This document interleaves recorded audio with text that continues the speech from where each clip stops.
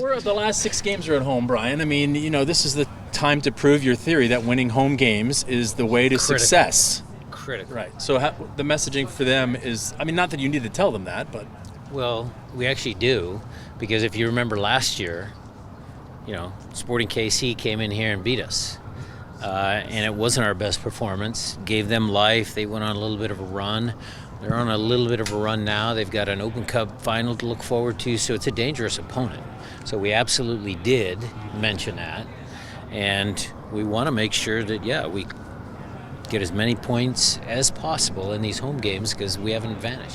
What has made them dangerous of late, Sporting Kansas City? Well, how did they turn the corner? They similar team. Some guys are playing better, but they defend a little bit differently.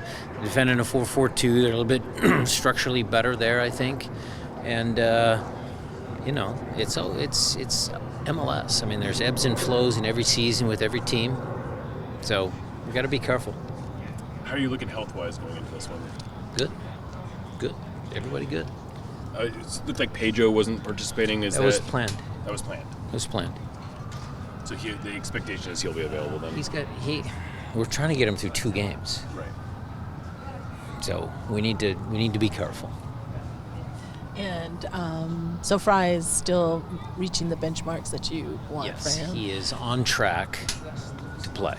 And then, so then JP would be JP's the only one. Yeah, and Brodilio's. Brodilio's back.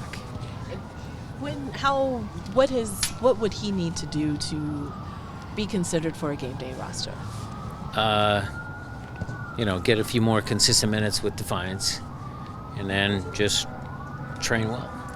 Have you seen anything different from Georgie with him training more regularly with you guys? What are you seeing from him? Different? Not so sure I've seen different, but certainly kid who's excited to be with the first team, guy who's dynamic, has a good skill set for certain games, and we're happy that he's here. The 4-4-2, kind of how you play, that's a lot of people in the midfield. And I did go back and look at the film and the way you've been going up and then going wide. How important is it for your midfielders to be creative and get the ball out to your wings quickly?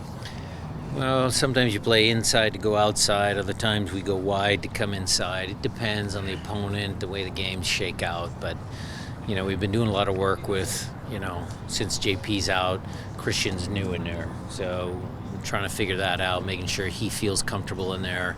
And then when you have De La Vega and you have Georgie, those are exciting wide players.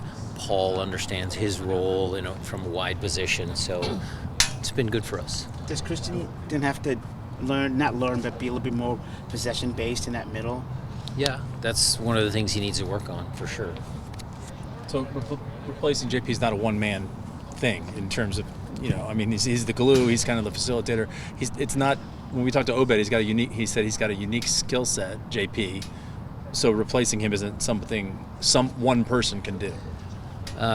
They're all different. If you look at all of our holding midfielders, from JP to Christian to Oedo to Danny Leva to Josh to Sota, they're all different. They all have different strengths and weaknesses. I think Oedo was a beneficiary of JP's skill set, because senior player, knows a lot, kind of feels the game well, allows Oedo to be a little bit more free-flowing, roam around the field a little bit better. Christian also has those tendencies. He likes to run, he can get up and down. He's been an attacking player. So how those two guys now switch into a different partnership there, that's what we have to work on, and that's what we got to see in a positive way.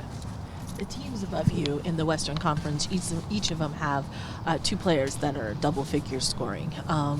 Who are you looking at or talking to this season to kind of match up or to help out with Jordan, since Raul hasn't been working up? Well, Raul still has a chance to get to double digits. I think Albert's goal contributions might creep up. You got to figure you got to get a few more somewhere. So it's maybe 1 or 2 more from the center backs, 1 from Christian, 1 from Alex. It doesn't have to be necessarily 2 double-digit scores. Teams can be successful in other ways if they share the load a little bit more. But, certainly getting those guys to get up there is going to help. Has that always been your philosophy to look for sharing the load rather than if you're not going to have No, I think double, because you have I think it just, Jada, it comes down to the personalities that you have on your team. So if you look at the previous eras, Clint and Oba come to mind. And with those two guys, it was like, okay, what are we going to do? Oh, well, let's just give them the ball, and they're gonna do something. And then Raul came, and it was Raul in his prime, and Nico kind of helping, but Raul was just a lone forward up top. That was how he played, and he was very successful. Jordan's kind of made a name for himself now as a guy who, has done well. So we just need to keep encouraging that, but other guys have to chip in. Obed, obviously back in training today, he seemed to really enjoy his time with Mexico. Yeah. Do you think he got anything particularly out of it? He looks good. I think he was excited to go.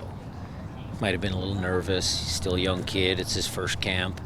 You can tell when he came back, just in his presence, he's got a lot of confidence. Do you see that a lot, where a player goes away and comes back and has like a different, pep to their step? Yeah. It happened to Josh earlier this year. It's been a January camp has helped a bunch of, Jordan Christian back in the day. There's always guys that are, in good frame of mind due to their national team experiences. Totally changing subject here, but Alex seems like he has been less of a kind of third forward and almost more of a fourth central midfielder. Has that been by design? Have you sort of evolved the way that you use Alex recently? It's a little bit by design, a little bit just, the way the team has shaken out with two wide guys now instead of, on the right-hand side, it used to be Alex up and down the whole right side. But I think it's more efficient. I think the starting position of our wide guys and then how the rotations work, I think that's been beneficial. And he's smart enough tactically to understand some of those nuances. Brian, speaking of nuances, understanding tactics, Paul Rothrock, can you just talk about just, he kind of has that it factor, right? I mean, he can... Yeah. Well, he understands tactics very well. When you ask him to do a particular job, usually it gets done. How important is that for a coach to know that consistency? I love it. Love it. And what's his next development? More to be more of a scorer, more of an assist guy, or both? Both. I mean, he's goal dangerous, gets on the end of things. But, he laid a couple of really nice balls at Jordan Morris. I mean... His vision just seems to be... Yeah, they can all work on their vision a little bit more, but he's good.